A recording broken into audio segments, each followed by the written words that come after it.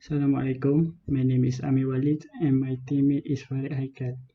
In this video, we will present on our FYP project entitled Early Detection of Dyslexia using Electroencephalogram EEG signal. Let me start with the introduction of dyslexia. Dyslexia is a learning disability due to neurological disorder which can hinder an individual's ability to comprehend reading, spelling, writing, and speaking. In conjunction, weaknesses may be identified also in areas of speed of processing, short-term memory, sequencing and organization, auditory or visual perception, spoken language, and motor skill. The effect of dyslexia vary from person to person. Just like most of other learning disability, dyslexia can be a lifelong challenge and will need special learning instruction to facilitate a dyslexic.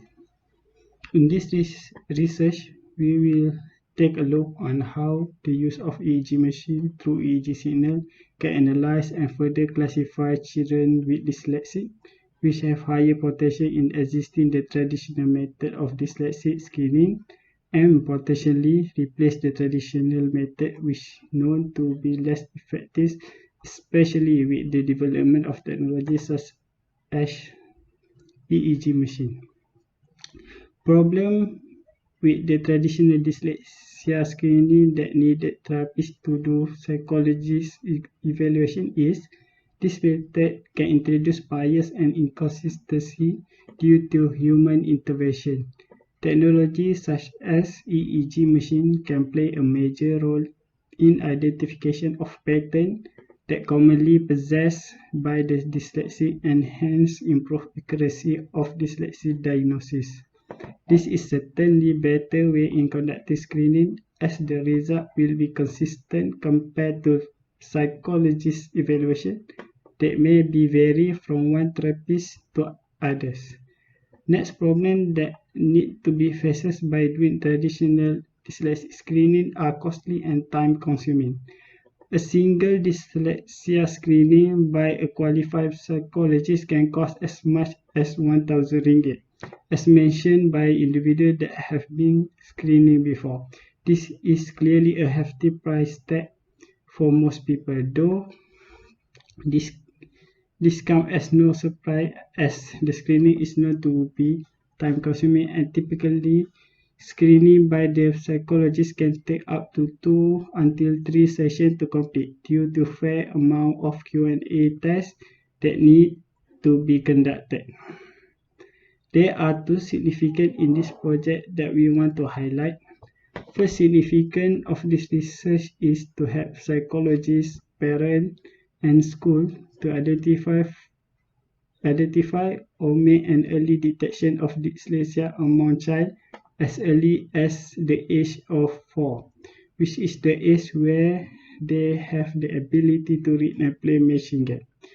Age can play an important advantage in detecting dyslexia as the earlier we can detect the dyslexic, the better. This means that the earlier we can detect the dyslexic children, the earlier we can take further action. This action includes placing the children in special dyslexic school where they can keep up with the rest and not be left out to the other children and teachers that do not face the same problem. Second, the time taken to detect dyslexia among children would be lessened as opposed to the traditional method, not to mention the significantly lower cost. This method can be taken as fast as half an hour for us to collecting the data. Next is experimental design. In experimental design, the collection of EEG signals were conducted on 6 children, where 4 of them is known to be dyslexic, while 2 others were not. The process of collecting data were done by placing the electrode of the EEG machine at the head of the subject based on the 16-channel guide. Then we proceed to the next step, which is to record the brain signal of each subject during their eyes open and closed for 1 minute. This part is important to capture the precursor emotion of the subject. Next, the subjects are then being shown the International Effective Picture System or IAPS emotion sequence video, which consists of happy, calm, sad, and fear for 1 minute each, while we record their brain signal. This method is used to capture their respective emotion for further analysis. Next, the subject will needed to do two different tasks, which are fine motor skill, in which they need to squeeze stress ball, and matching card game, where they must be matched card together. The subject brain signals are recorded for 1 minute as they go through the task. This is when we put the emotion of the dyslexic subject in a test, whereas we were known that most of dyslexic children will have difficulties in doing the task compared to those who were not. Assalamualaikum warahmatullahi wabarakatuh. My name is Farid Haikal bin Nazri, and I will be continuing from where my partner Amir has left off, which will be methodology. So for methodology, there is a few steps that we need to go through to get to the end result. So the first part is the data collection. The data is collected from 6 willing subjects in the form of the brainwave while using EEG machine. The first is to collect data in the precursor emotion. Basically, we need to collect the data while the subject is closing their eyes, opening their eyes for 1 minute. And after that is to record the basic emotion. The basic emotion is a 1 minute video of a happy video, which will trigger their emotions. Happy for happy, sad, fear, and calm. Also for 1 minute. The next is they have to squeeze a stress ball for 1 minute. And the next is for matching card game, also for 1 minute.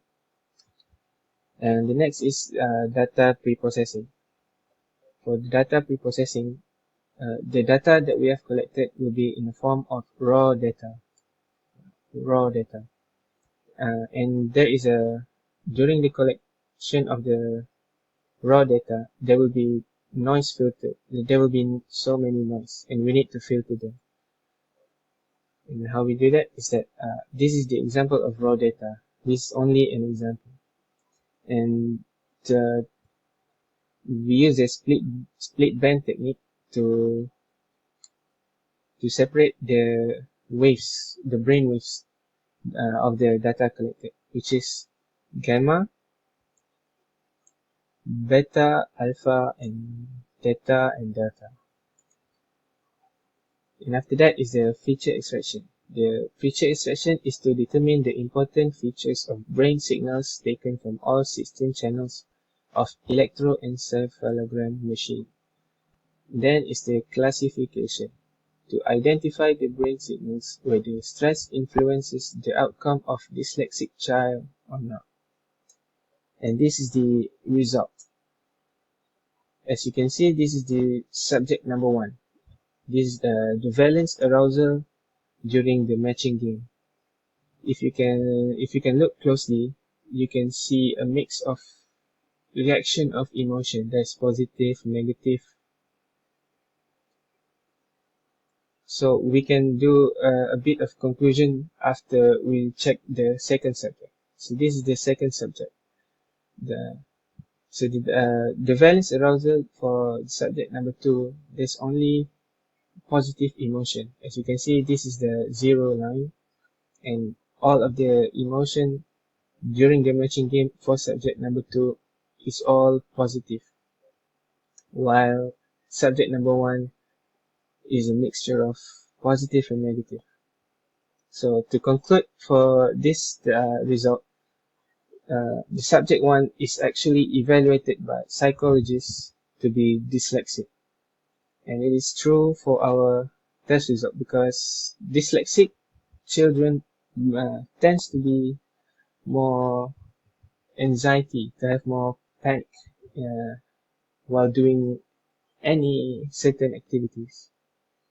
While subject number 2 is evaluated by psychologists to be normal and doesn't have any dyslexia. Then for our second method is the theta left over theta right. What this is actually we took all of the waves, all of the gamma, beta, alpha, theta, and delta, and we only took the theta wave because theta waves is consider the learning waves in children. And the result that we get is after the calculation is that the subject number 1, as we have tried for in method stress level is true, which is dyslexic. And subject number 2 is non-dyslexic. Number 3 is dyslexic. Number 4 dyslexic. Number 5 non-dyslexic. Number 6 dyslexic. How we know this is that based on the previous research, they done to calculate the learning disabilities. They use the exact theta left over theta right also. And what they research is that if the value is above 1.10, then it can be assumed that the subject is dyslexic, while below 1.10 is non-dyslexic. So as the conclusion, both of our method proposed are both successful, because in the stress level, the subject number 1, we found out that we conclude that them to be dyslexic, and subject number 2 to be normal. And when we do the theta left over theta right dyslexic test, it is true because subject number 1 has dyslexic and subject number 2 has non-dyslexic. So thank you for listening to my presentation.